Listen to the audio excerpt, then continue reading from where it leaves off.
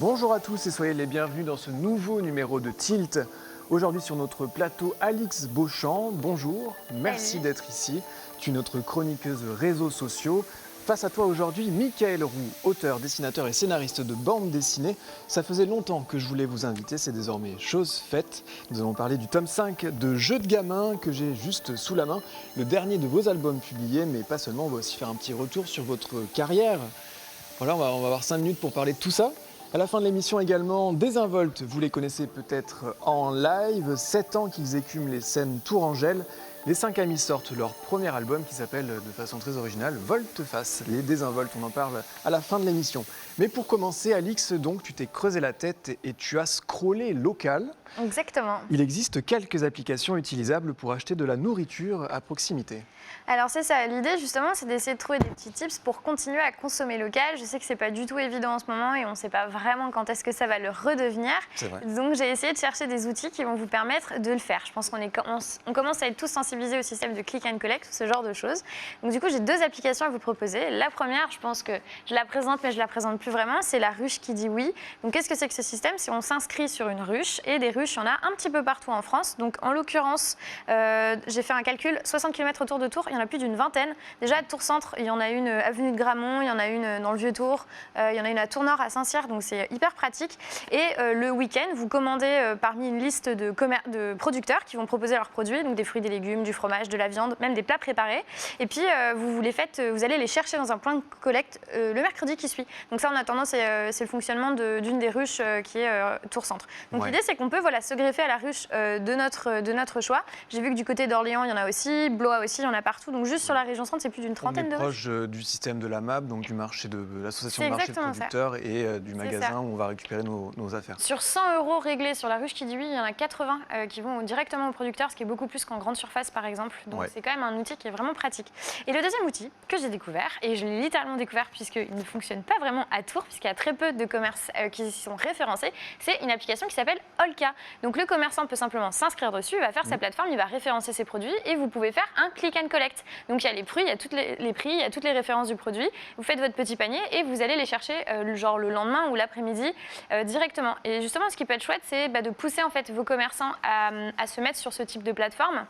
Voilà, référencé, je sais pas, ça peut être votre boulanger, ça peut être un artisan créateur, qui vend des bijoux. Donc C'est sur ça que tu avais envie d'insister, par exemple, votre boucher, parce que là, en regardant sur le site, donc il y a des bouchers, des boulangers, il y a énormément d'onglets possibles et existants. On peut acheter du bœuf au saté, ça c'est possible. Complètement. Mais il manque pas mal de commerçants qui ne sont pas encore référencés. Et toi, tu pensais que c'était une bonne idée? Parce que c'est aussi un peu ton travail, c'est de conseiller les commerces, c'était de les encourager à s'inscrire sur ce genre de site. Les entreprises, c'est pas évident en ce moment, on ne sait plus où donner de la tête. Il y a des outils à plus savoir quand en faire et c'est très compliqué à la fois pour les utilisateurs et pour les commerçants de s'y retrouver.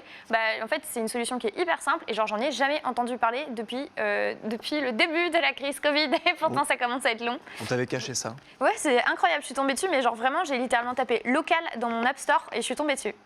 Donc ce qui est bien pour les commerçants, encore une fois, c'est que tout le système est bien tout le organisé système aussi est en hyper termes simple, financiers. Enfin, le système de paiement est bien fait. Tout est bien fait, même le système d'envoi de coordonnées, de choses comme ça, donc c'est pas trop mal. Et éventuellement, la dernière petite chose, vous pouvez aussi chercher s'il n'y a pas des groupes Facebook en rapport avec la situation. Par exemple, je sais qu'à Tours, il y a Vos commerces à Tours durant le confinement, c'est un groupe où il y a 2500 personnes. Et en fait, les commerçants vont poster leurs actualités Facebook, ils vont les repartager dedans. Alors, c'est pas un groupe où il y a énormément d'engagement, genre de commentaires, de likes et tout. En fait, on s'en fout, c'est juste que du coup, vous avez un fil d'actualité unique pour tous les commerçants de votre ville. Voilà, vous allez pouvoir un peu... moi, j'ai découvert plein de commerces, plein de trucs. Donc, ok, on reste aussi nourriture. Je pensais que c'était un peu hors nourriture. Alors non, c'est qu'en fait, en réalité, les commerces, les restaurateurs sont ceux qui communiquent généralement le plus. Mais en réalité, même les boutiques de fringues ou les artisans, les choses comme ça, si vous regardez sur la plateforme, vous en trouverez de toute façon sur le groupe Facebook. Il y a plein d'autres choses, mais effectivement, les restaurateurs, généralement, sont ceux qui se dirigent facilement vers les réseaux sociaux. Bon, très bien, merci pour ces 2 conseils. Olka, on le rappelle, c'est olka.fr pour les commerçants. O2LCA sur Android et iOS. Merci beaucoup, Alix, d'être venu nous parler de tout ça. On va poursuivre avec vous, Mickaël. Donc, vous êtes l'auteur de ce dernier tome, le 5e, Bande de gamins, sorti début mars. Vous suivez les aventures d'enfants qui se prennent pour des super-héros dans ce tome-là. Auparavant, il y a eu les pirates, il y a eu les cow-boys, les chevaliers. Alors là, c'est quoi? C'est vous ou vos enfants la référence? Non, pas du tout. C'est la sieste, la référence. Non, c'est d'être curieux. C'est que j'aime bien écrire. J'essaye déjà de me faire de m'amuser, toujours, prendre toujours du plaisir. Me faire marrer. Je me dis, si ça me fait marrer, peut-être que ça fera marrer des gamins, même des adultes. Donc, voilà. Comment vous êtes devenu auteur de bande dessinée? Ça fait longtemps, hein, ça fait 20 ans que vous faites ça? Ouais. Ça fait 20 ans. Je crois que ça s'impose à soi, quoi. C'est toujours cette envie de raconter des histoires. Et puis il y a cette magie de la bande dessinée, de partir d'une feuille blanche, d'un crayon, et de pouvoir après construire un univers et arriver à raconter une histoire avec des dessins. Et ça, on peut se trouver n'importe où dans le monde. En termes de création, ça coûte rien du tout. Et on peut raconter toutes les histoires du monde. Mais vous avez fait une école, c'est parce que quand vous étiez enfant, c'était un peu des choses qui vous plaisaient. Enfin, Je dessinais comme tous les gamins, mais après, comme on dit souvent, moi je dessine mal, par exemple. il y a ceux qui dessinent. Au début, on dessine tous. Ouais. Après, il y a ceux qui continuent, puis ceux qui arrêtent. Voilà. Donc, moi, j'ai continué. Et vous disiez, vous êtes inspiré pendant les siestes, c'est un moment un peu de rêverie qui vous amène C'est votre une inspiration? digestion un petit peu cérébrale où, grosso modo, comme on est curieux de plein de choses, on se nourrit de plein de choses et qu'à un moment donné, la sieste, ça permet de digérer et ça donne toujours un petit peu des idées, des choses. Donc scénariste d'un côté, mais aussi dessinateur, on vient de le dire. Il y a un domaine que vous privilégiez ou pas vraiment? Non, dès qu'il y a quelque chose qui m'amuse, j'ai envie de, soit en tant que scénariste ou dessinateur, ou les deux. Si j'estime que mon dessin n'est pas adapté aux idées que j'ai envie de proposer, je vais chercher les copains ou les copines qui veulent le faire. Ouais, c'est un gros travail d'équipe, hein. Si on regarde un peu sur vos réseaux, on voit beaucoup d'amitié, beaucoup de... Oui, c'est un petit milieu déjà, donc il n'y a pas Ouais. beaucoup d'auteurs de bande dessinée. Et puis après, la bande dessinée est quand même un art populaire et du coup, il y a beaucoup de lecteurs et lectrices. Et c'est long, par exemple, d'écrire un album comme celui-ci? Alors moi, je suis pas un bon exemple. D'accord, très bien. Moi, je travaille assez vite. Ouais. Normalement, pour faire un album, on met entre 6 mois et 1 an. Ouais. Là, à peu près, c'est plus long quand on fait les deux, effectivement, scénariste et dessinateur. Mais là, on peut en 4 mois, ce bouquin, il était bouclé. Ouais. On va peut-être faire un petit mot sur la série des Confessions d'un canard sextoy. Donc là, j'ai l'anthologie dans les mains. C'est paru chez Fluide Glacial. Ouais. Comment elle est arrivée, cette aventure? C'est quand j'étais avant salarié, du coup, Ouais. avec... je vais pas tout raconter. Tu connaissais Alix? Débrouillez-vous pour justifier ça maintenant. Ouais. Non, l'idée, c'est une discussion avec deux collègues de travail qui, à un moment donné, a dérapé. Et puis le soir, je me suis dit, mais c'est quand même assez rigolo ce truc-là. Et au début, j'ai commencé à faire ces petites histoires, mais en roman photo, avec les jouets de mes gamins, etc. Et puis je me suis dit, je l'envoyais ça juste aux copains et aux copines pour savoir si ça faisait marrer, ça me plaisait bien. Sauf que les jouets, c'est marque déposée.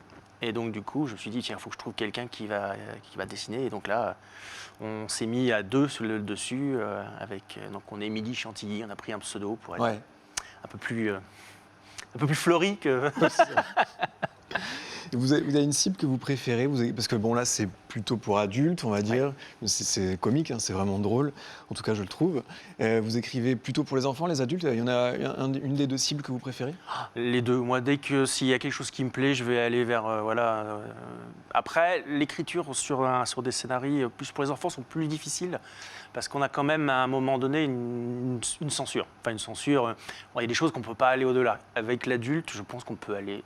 Au-delà. Tout. Voilà, c'est ça. Alors dans la mesure, on va rapidement évoquer dans la mesure du possible, parce qu'effectivement en ce moment, on le disait tout à l'heure, le confinement fait que c'est un peu compliqué, mais vous faites des concerts dessinés. Alors racontez-nous ce que c'est que ces concerts dessinés. Alors, concert dessiné, donc, je travaille avec des groupes, soit des groupes de musique, des chanteurs. J'ai travaillé avec Cyrano, les Demoiselles de B ou l'affaire Capucine, etc. Et l'idée, c'est pendant le concert, on a ce qu'on appelle un visualiseur. C'est une caméra qui filme en direct ce qu'on dessine le temps de chaque chanson. Et du coup, c'est retransmis sur grand écran. Et vous laissez aller votre main à chaque... Alors je vais casser la magie. Tout est ultra préparé. On ne peut pas se permettre de faire n'importe quoi sur une chanson, sur une thématique, etc. Le seul, c'est le live. C'est que là, on est en direct et de toute façon, on n'a pas le droit à l'erreur. Bon, très bien. Et juste me demander, quand on reproduit comme ça, par exemple, le canard, qui est le héros donc, de cette série, c'est pour reprendre le trait, refaire le même visage à chaque fois? Comment vous faites? C'est un métier, je crois. Je crois que c'est ça, c'est Vous ne l'entraînement. voulez pas donner votre secret? Non, c'est l'entraînement. C'est comme je dis aux enfants, au début, on ne sait pas faire de vélo, on tombe, et puis à un moment donné, on finit par y On y arriver. arrive à reproduire. Bon, je vous remontre Jeu de gamin, les super-héros, 5e tome, 10,95 €. Il est sorti il n'y a pas très longtemps, début mars, je crois. Ouais, et c'est exact. Merci beaucoup, Merci. Mickaël, d'être venu sur notre plateau. On va enchaîner tout de suite avec la bamboche. On parle culture et musique locale aujourd'hui.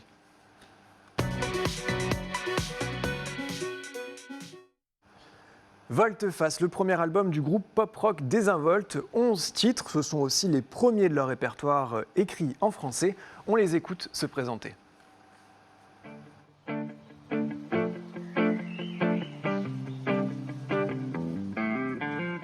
Donc pourquoi Désinvolte ? On a voulu, en fait, après 7 ou 8 années, passer sous un autre nom, changer un petit peu notre façon de faire. On voulait passer à du français notamment, mettre en avant la langue française. Donc on a voulu, par ce changement de nom, revenir un peu aux racines de notre langue. Et on a cherché un nom qui sonnait plus français, à savoir Désinvolte. Ouais, Désinvolte, en fait, c'est un groupe rock, pop-rock, d'origine tourangelle, même si nous venons de plusieurs horizons. Mais voilà, donc nous sommes sur Tours, et notre style de musique, c'est vraiment de la pop-rock dynamique, avec des textes en français. Cet album aussi, c'est surtout de concrétiser un petit peu sur un support, pouvoir faire écouter aussi à tous nos fans, parce que nous, on joue déjà depuis plusieurs années, même. Et voilà, c'était vraiment, on avait à cœur de faire un support, d'aller en studio d'enregistrement, parce qu'on a fait beaucoup de live en fait. Et là, c'était vraiment d'enregistrer un support physique, et même de pouvoir le diffuser sur des plateformes digitales à plus grande échelle, quoi. On ne va pas rester que sur du local. Notamment, là, vous voyez, vous êtes dans le studio de la Boissière, à Semblançay, avec Christophe, notre ingé son, qui nous a aidé à enregistrer l'album. Il paraît que le changement c'est pour maintenant. Oh, oh. Oh,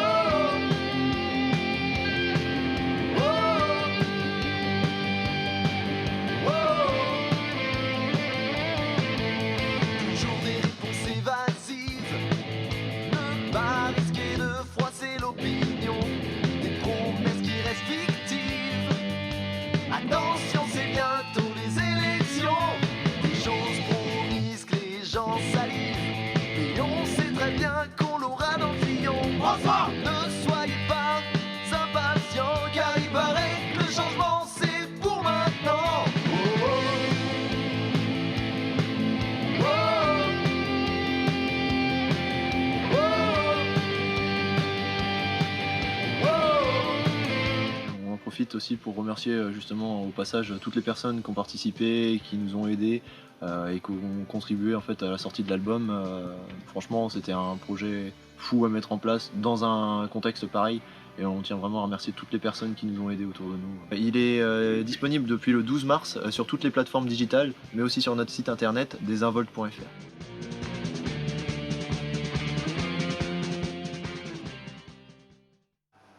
Bon ben voilà, je vais faire que répéter ce qu'ils viennent de dire. Volte-Face dispo sur toutes les plateformes et sur désinvolte.fr. Merci à tous les 5 de votre présentation. Merci à tous les deux d'être venus sur notre plateau pour nous parler, vous, de vos albums et puis toi, de tes solutions, olka.fr. C'est ça. Merci à tous, merci à toute l'équipe technique. Excellente fin de journée sur notre antenne et à bientôt pour un nouveau Mini Tilt. Salut.